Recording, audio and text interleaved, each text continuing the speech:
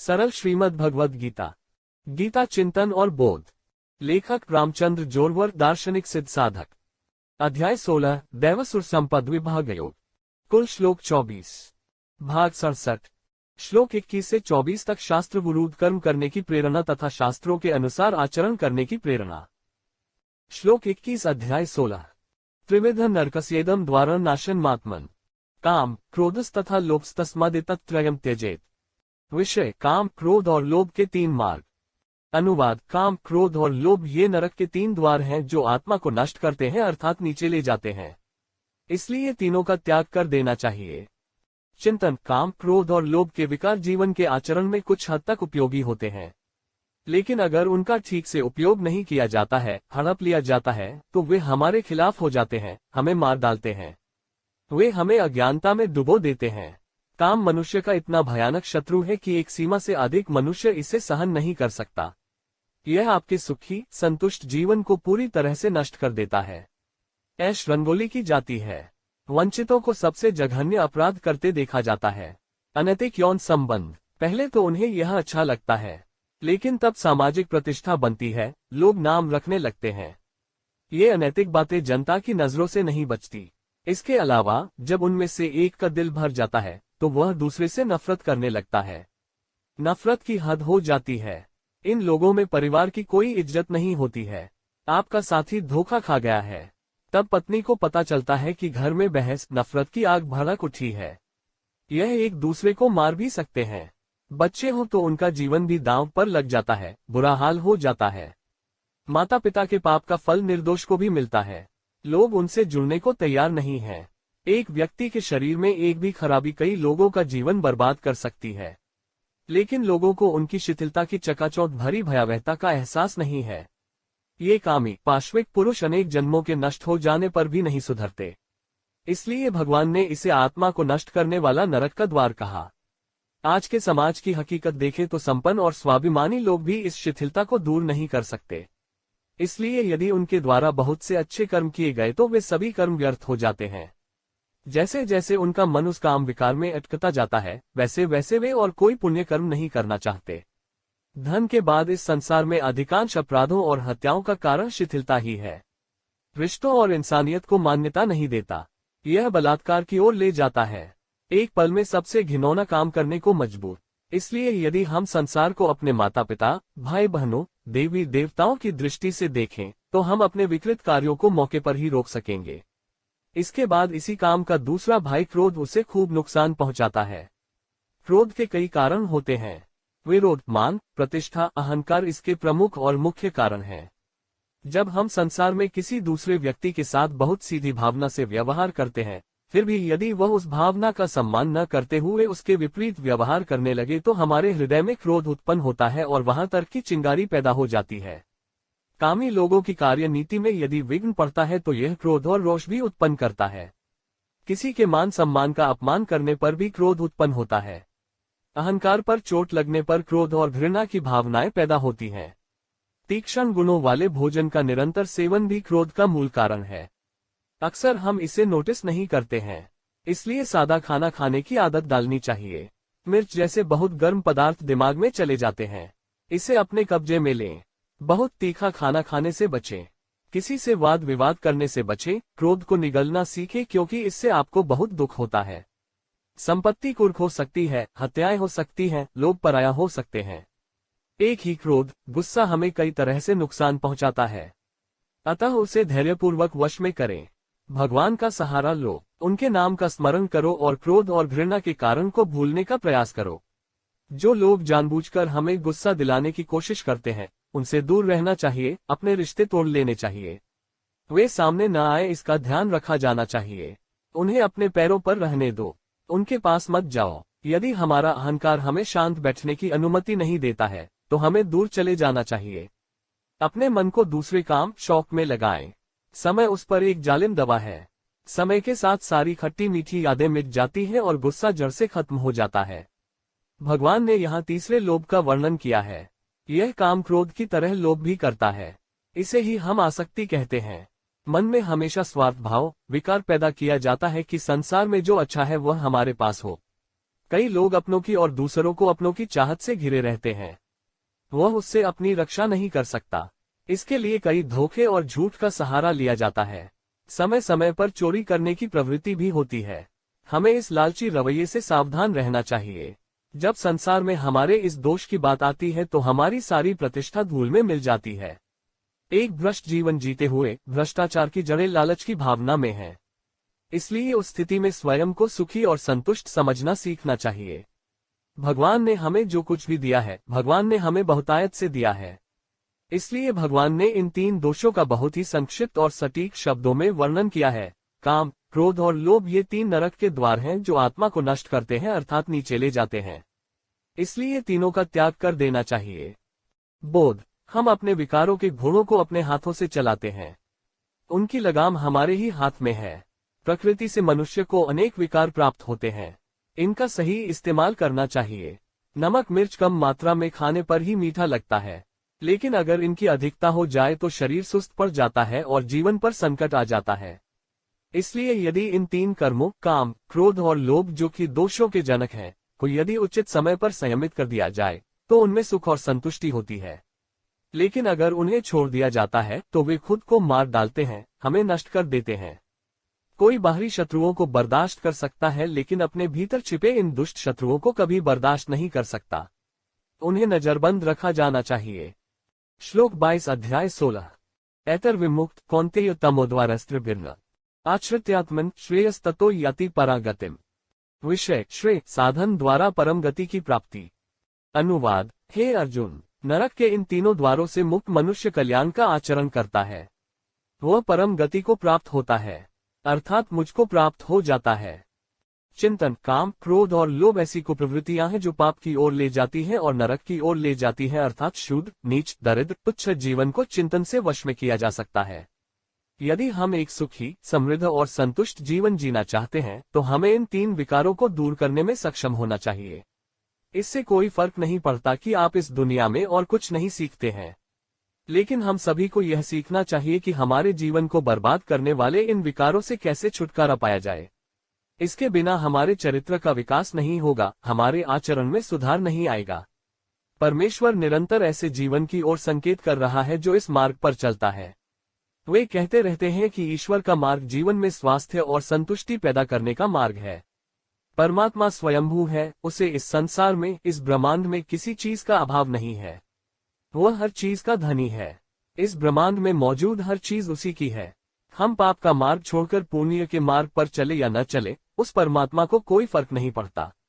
लेकिन वे इतने दयालु हैं कि अर्जुन की तरफ से भी पूरी दुनिया को बता रहे हैं कि क्या हो रहा है। आजकल तो इतना ज्ञान भी पूंजीकृत हो जाता है और व्यापार हो जाता है, लेकिन भगवान बिना किसी इच्छा या अपेक्षा के सभी को मुफ्त में जीवन का महान विज्ञान दे रहे हैं। लेकिन उसके लिए हमारी बुद्धि मजबूत होनी चाहिए। यदि यह गंदी छलनी की तरह है, इसमें कुछ भी नहीं रुकता है, तो इसके लिए ईश्वर जिम्मेदार नहीं है। हम हमेशा अपनी गरीबी के लिए भगवान को दोष दे रहे हैं। हालांकि हम यह स्वीकार नहीं करते हैं कि हमारा मूल्य, हमारी क्षमता क्या है। ईश्वर ने इस गीता के माध्यम से जीवन के सभी विज्ञानों के द्वार दुनिया के लिए खोल दिए हैं, लेकिन हम इसे जानने और अमल में लाने की जहमत तक नहीं उठाते। हम मुंह में डाली हुई घास को निगलने की भी जहमत नहीं उठाते। फिर घास गले में अटक जाती है और आपको जीवन भर किसी तरह चहकते और सूंघते हुए जीवन व्यतीत करना पड़ता है। क्यों न हम अपने सुख के मार्ग पर चलकर ही जीवन का आनंद प्राप्त करें जो भगवान ने समय रहते संभलकर हमें बताया है। इससे हमें लाभ होगा। भगवान अर्जुन के द्वारा उन शास्त्रों को संसार के हित के लिए नहीं कहते। ये सब बातें वे प्रत्येक जीव के कल्याण के लिए, सबके सुख संतोष के लिए, युगों युगों तक मुक्त और स्वतंत्र जीवन के हित के लिए कह रहे हैं। इससे लोगों को क्या लाभ होगा, इस विषय में भगवान कहते हैं, हे अर्जुन, नरक के इन तीनों द्वारों से मुक्त मनुष्य कल्याण का आचरण करता है। वह परम गति को प्राप्त करता है, निस्संदेह मुझको प्राप्त हो जाता है। बोध, काम, क्रोध, लोभ, मोह, मतवालापन और ईर्ष्या ये 6 शक्तियां व्यक्ति के जीवन पर हावी रहती हैं, लेकिन हम इसे धैर्य से नियंत्रित कर सकते हैं। मुख्य रूप से काम, क्रोध और लोभ के 3 मुख्य विकार हमें नरक की आग भोगते हैं। धूल फांकती जिंदगी। इन 3 विकारों से निम्न 3 विकार उत्पन्न होते हैं। काम से रुचि बढ़ती है, मोह भी पैदा करता है। क्रोध से ईर्ष्या, द्वेष पैदा होता है। आत्मचेतना गायब हो जाती है। लालच मोह और ईर्ष्या की भावना पैदा करता है। हम वह चाहते हैं जो दूसरों के पास है। और दूसरों के पास क्यों ईर्ष्या की भावना पैदा होती है कि उन्हें यह नहीं होना चाहिए। आत्मचिंतन, आत्मनिरीक्षण और धैर्य के द्वारा ऐसे जीवननाशक विकारों को दूर किया जा सकता है। जब मन को हटाकर शुद्ध और निर्मल कर लिया जाता है तो जीवन में सुख, समृद्धि और संतुष्टि आने लगती है। परमात्मा उस शुद्ध मन में प्रवेश करता है। श्लोक 23 अध्याय 16। यह शास्त्रविधि मुत्सृज्य वर्तते कामकारत न स सिद्धिम वाप्नोति न सुख न परागतिम। विषय, शास्त्रों को छोड़कर स्वतंत्र इच्छा का अभ्यास करने वालों की निंदा। अनुवाद, जो मनुष्य शास्त्र विधि को त्याग कर मन के अनुसार आचरण करता है, सिद्धि को प्राप्त नहीं होता, परमगति को प्राप्त नहीं होता और सुख को प्राप्त नहीं होता। चिंतन, आज हम उन्हीं विज्ञानों के लिए नियम, आचार और नियम शब्दों का प्रयोग करते हैं जिन्हें प्राचीन काल में शास्त्र कहा जाता था। समाज, परिवार और व्यक्ति का जीवन सुख संतोष से सुचारू रूप से चले, इसके लिए ये विज्ञान, कानून, आचार और नियम मनुष्य ने ही बनाए हैं। आदिम लोगों की कोई संस्कृति नहीं थी, अर्थात उसे शास्त्रों का ज्ञान नहीं था। वह किसी भी अन्य जानवर की तरह एक जंगली, कानून विहीन जीवन व्यतीत करता था। लेकिन उसमें क्रमिक विकास हुआ। वह समूह में रहने लगा, खेती करने लगा, व्यापार करने लगा। एक दूसरे के सहयोग से वह अपना जीवन और अधिक सहजता से व्यतीत करने लगे। वह यह जानने लगा कि एक समुदाय के रूप में दुश्मनों से खुद को कैसे बचाया जाए। इस बात को ध्यान में रखते हुए उन्होंने दुश्मनों, जानवरों और प्राकृतिक आपदाओं से बचाव के लिए इमारतों, किलों और महलों का निर्माण शुरू किया। इस तरह की वास्तुकला में वह सहयोग और समुदाय से अधिक लाभान्वित होने लगे। सहयोग और समुदाय के महत्व को ध्यान में रखते हुए उन्होंने सभी कार्यों को एकता में करना शुरू कर दिया। इससे गांवों, शहरों, राज्यों, देशों का निर्माण हुआ। फिर उसके लिए सभी ने खुद पर बंदिशें लगा दी कि कैसे एक नियमित जीवन जिया जाए। यह बाद में शास्त्र, कानून और नैतिकता बन गया। विवाह और परिवार व्यवस्था भी इसी से निकली। व्यक्ति से, परिवार से और परिवारों से सामाजिक व्यवस्था का निर्माण हुआ। मिलजुल कर कैसे रहना है और सुख से कैसे रहना है, इस पर अनेक शास्त्र, विधि विधान और आचार विचार तैयार किए गए। इसे एक संस्कार भी माना जाता है। इस संस्कृति के लिए गुरुकुल, शिक्षण संस्थान बनाए गए। चरित्र, सभ्यता, समय की महत्ता, अनुशासन ने जीवन को और सुखी बना दिया। इसलिए वे और भी महत्वपूर्ण हो गए। इसी के माध्यम से मनुष्य ने ईश्वर की अवधारणा को समझा।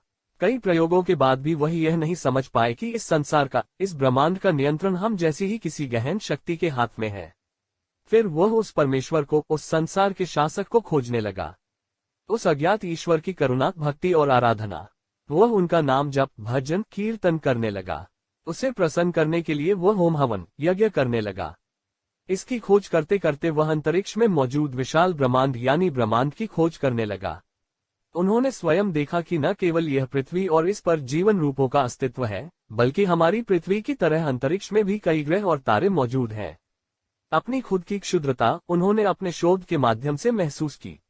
लेकिन फिर भी अज्ञानी लोग जो इन शास्त्रों को, इन नियमों को, इन आचार विचारों को नहीं जानते, वे यहाँ रचे बसे रहते हैं। अन्य बातों का ज्ञान न होने के कारण वे लोग उसी अज्ञानता में निरंकुश और लापरवाह मनोवृत्ति से जीते रहते हैं। वे स्वयं को भ्रमजाल समझने लगते हैं। दुनिया की परवाह नहीं, वे ईश्वर में विश्वास नहीं करते। तब वे समस्त शास्त्रों, आचार विचारों और नियमों की अवहेलना कर पशु की तरह दयनीय जीवन व्यतीत करते रहते हैं। ऐसे अज्ञानी और मूर्ख लोगों की भगवान निंदा करते हैं। जो व्यक्ति शास्त्रों के नियमों को त्याग कर अपने मन के अनुसार कार्य करता है, उसे सिद्धि प्राप्त नहीं होती है। अर्थात शास्त्र, आचार, विधान नहीं जानते। क्षणिक सुखों के वशीभूत होने के कारण उन्हें उन सुखों के लिए अनेक दुखों को सहना पड़ता है। इसलिए उन्हें परम गति नहीं मिलती और सुख भी नहीं मिलता। बोध, मानव जीवन मध्य में है, संतुलन में है। उसे खुद तय करना है कि उसे कैसे जीना है। उसके पास यह तय करने का अधिकार और स्वतंत्रता है। इसलिए समाज एक दूसरे की जिंदगी में ज्यादा से ज्यादा दखलंदाजी नहीं करता। जिस प्रकार सामाजिक व्यवस्था के सुचारू रूप से जीवित रहने और समाज की प्रगति को जारी रखने के लिए सामाजिक कानून, शास्त्र और प्रतिबंध हैं, उसी प्रकार हमारे अपने जीवन को सुखी, समृद्ध और संतुष्ट करने के लिए कई अलिखित कानून, शास्त्र और नैतिकता हैं। हमें इसे समाज और परिवार से सीखना चाहिए और इसका अभ्यास करना चाहिए। हमें ऐसा व्यवहार करना चाहिए। लेकिन बहुत से लोग अपने अज्ञान के कारण इन नियमों को, इन शास्त्रों को नहीं जानते हैं। फिर वे वैसे भी बेतुका जीवन जीने लगते हैं। इसे अशास्त्रीय व्यवहार कहा जाता है। इससे इन लोगों का जीवन तो खराब हो जाता है, लेकिन इसका असर इनके परिवार और समाज तक भी पहुंचता है। इसलिए ये अपने तर्कहीन व्यवहार से खुद को खुश नहीं करते हैं और दूसरों को भी खुश नहीं होने देते हैं। श्लोक 24 अध्याय 16 तस्मात् शास्त्रम प्रमाणते कार्य व्यवस्थित ज्ञात्वा शास्त्र विधानोक्तम कर्म कर्तुमिहार्हसि। विषय शास्त्रानुसार कर्म करने की प्रेरणा। अनुवाद अतः यह जानकर कि शास्त्रों में कर्तव्य और उत्तरदायित्व निर्धारित करने का मानक है, आपको शास्त्रों द्वारा बताए गए कर्मों को करना चाहिए।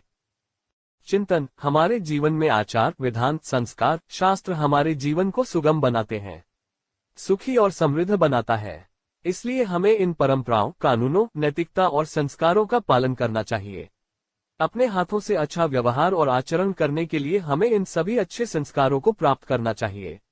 आज हम समाज की सड़ी गली संस्कृति को देखते हैं। सही उम्र में शिक्षित न होने के कारण लोगों को विकारों में गिरते और धर्म का त्याग करते देखते हैं।